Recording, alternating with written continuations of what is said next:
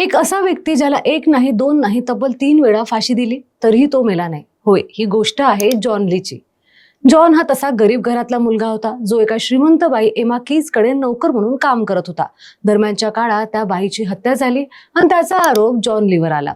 त्याच्या विरोधात कोणताही ठोस पुरावा नसतानाही त्याला मृत्यूदंड सुनावण्यात आला.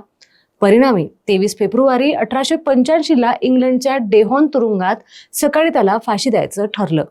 जल्लाद लिव्हर पकडतो आणि तुरुंग अधिकारी सिग्नल देतो. लिव्हर ओढला जातो पण त्याला फाशी काही बसत नाही. जॉन ली तसाच उभा असतो आणि फाशीचं तख्त काही केल्या हलत नाही, फळ्या उघडत नाहीत. त्यामुळे पहिली फाशी तिथे रद्द होते.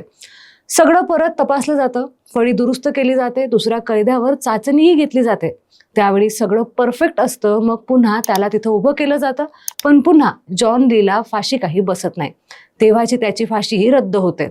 परिणामी तिसऱ्यांदाही प्रयत्न होतो आणि प्रथमतेप्रमाणे तोही प्रयत्न फेल जातो. शेवटी काही केल्या जॉन लीला फाशी काही बसत नाही. हे लक्षात येताच त्याच्या नशिबात आता मृत्यू नाहीये असं सगळ्यांना वाटू लागतं. आणि योगायोग म्हणजे असा की फाशी देण्यापूर्वी माझा देव जाणतो मी निर्दोष आहे असं जॉन ली बोलला देखील होता.